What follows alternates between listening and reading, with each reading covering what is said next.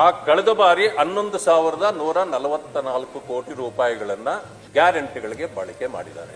ನನಗೆ ಇದರಿಂದ ಏನು ಗೊತ್ತಾಗ್ತದೆ ಅಂತಂದ್ರೆ, ಸರ್ಕಾರ ಬಹುಶಃ ದಲಿತರ ದುಡ್ಡಲ್ಲೇ ಒಳ್ಳೆ ಗ್ರನೈಟ್ ಕಲ್ಲು ಅಂತಿಂತದ್ದೆಲ್ಲ ತಂದು ದಲಿತರ ಸಮಾಧಿಯನ್ನ ಅವ್ರ ಕೈಲೇ ಮಾಡತಕ್ಕಂತ ಕೆಲಸವನ್ನ ಬಹಳ ನಾಜೂಕಿನಿಂದ ಮಹದೇವಪ್ಪನವರ ಕೈಯಲ್ಲಿ ಮಾಡಿಸ್ತಿದ್ದಾರೆ ಅಂತ ನನ್ನ ಆಪಾದನೆ. ಯಾಕೆ ಅಂತಂದ್ರೆ, ಬಹಳ ಸುಂದರವಾಗಿ ಉತ್ತರ, ಗ್ಯಾರಂಟಿಗಳಿಗೆ ನೀವು ಹಣ ಕೊಡ್ತಿದ್ದೀರಲ್ಲ, ಅದು ನೀವು ಕಮಿಟ್ ಮಾಡ್ಕೊಂಡಿರೋದು, ನಿಮ್ಮ ತೆವಲಿಗೆ ಮಾಡ್ಕೊಂಡಿದ್ದೀರಿ, ನೀವು ಮಾಡ್ಕೊಳ್ಳಿ, ನಮ್ಗೆ ಬೇಡ ಅಂತನಿಲ್ಲ.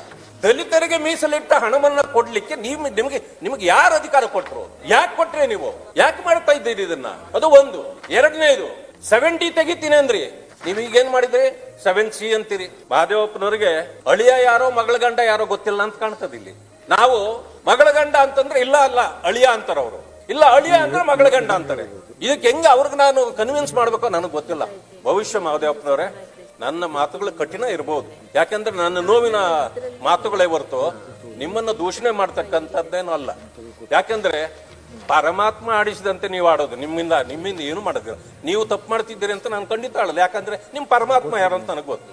ನೀವು ಹಠಕ್ಕೆ ಬಿದ್ದೆ ದಲಿತರಿಗೆ ದ್ರೋಹ ಮಾಡ್ತಿದ್ದೀರಿ. ದಲಿತರಿಗೆ ನೀವು ಹಠಕ್ಕೆ ಬಿದ್ದು ಮಾಡ್ತಾ ಇದ್ದೀರಿ. ಮಾನ್ಯ ಮುಖ್ಯಮಂತ್ರಿಗಳಿಗೂ ನಾನು ಪ್ರಶ್ನೆ ಮಾಡಿದ್ದೆ, ಅವರು ಹಠಕ್ಕೆ ಬಿದ್ದೇ ಮಾಡ್ತಿದ್ದಾರೆ. ನೀವು ಹಠವಾದಿ, ಹಠ ಮಾಡಿ ನನಗೇನ್ ಬೇಡ. ನಾನು ಕೂಡ ಛಲವಾದಿ, ನಾನು ಏನು ಬಿಡಲ್ಲ. ನಾನು ಇದನ್ನ ಎಲ್ಲಿವರೆಗೆ ಸಾಧ್ಯ ನಾನು ಹೋರಾಟ ಮಾಡೇ ಮಾಡ್ತೇನೆ.